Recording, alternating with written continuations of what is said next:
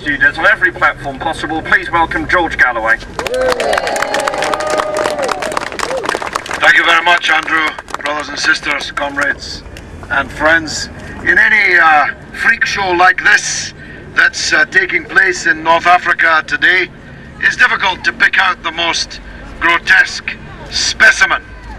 But for me, the ugliest sight of all was the declaration by Berlusconi that Italy would be fully involved in this bombardment of Libya.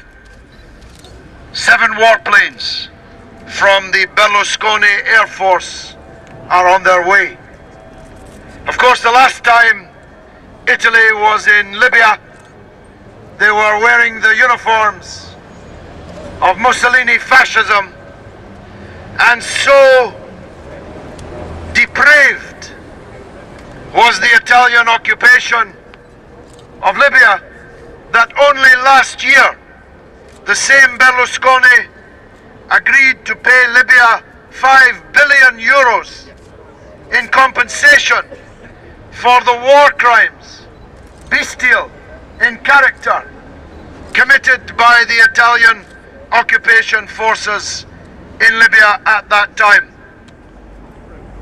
Secondly, was the announcement by the Vice Admiral at the Pentagon last night, when telling us how successful the first phase had been. 110 Tomahawk cruise missiles. Don't you love it when they call their weapons of mass destruction after the Native American peoples that they massively destroyed? But after telling us how well it had all gone, the Vice Admiral was asked by a journalist which Arab countries had participated in the assault.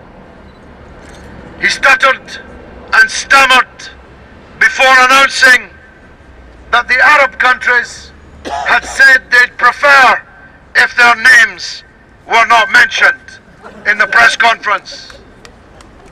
That's, of course, partly a level of nervousness on their part, but mainly it's because it will escape no one the irony of dictatorships, some of whom are currently killing their own people who have risen up for democracy, flying to Libya to kill Libyans in the name of democracy.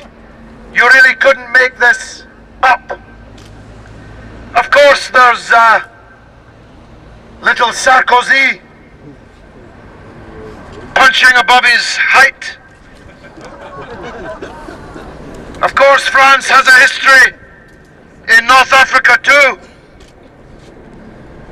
They were next door in Libya in Algeria for quite some time, and the Algerians had to give 1 million martyrs in order to drive out French colonialism from the region. The sight of David Cameron over there in full Tony Blair mode, telling us that British forces were in action over Libya, was perhaps just as well they could only film him from the waist up. It was revolting to me, and I hope to you. This whole thing is revolting.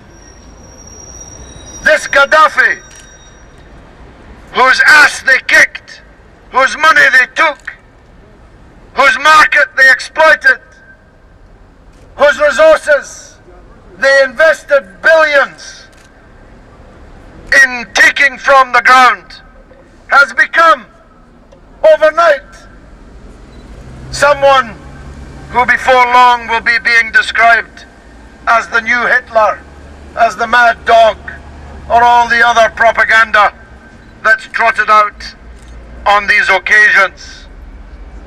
And well, the truth is that all these Arab leaders, including the ones in our coalition, are dictators, none of whom have been chosen by their people, and all of whom one day will be swept away by their people.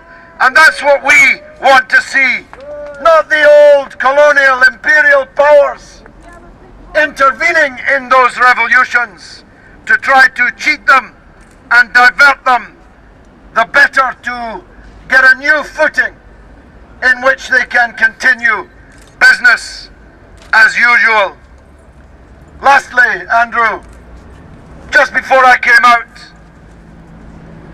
I learned that Saudi Arabia had joined the coalition and will be sending its Air Force on Tuesday. There's been a slight delay.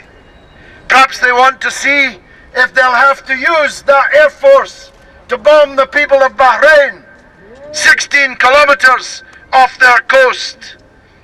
Because of course, if the revolution in Bahrain is successful, it will indeed trigger a revolution that will overthrow these tyrants in Riyadh. These are difficult times. I don't know about you, I'm finding it all very traumatic.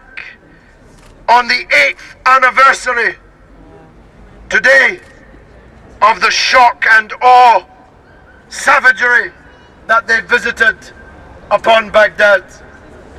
But it didn't do them much good in the long run.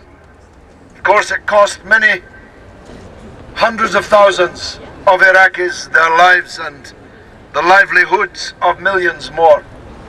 I honestly don't feel that this operation in Libya is going to be any more successful for them. The Sky News and BBC News laptop bombardiers are all out with their war talk. But this bombardment is not going to succeed.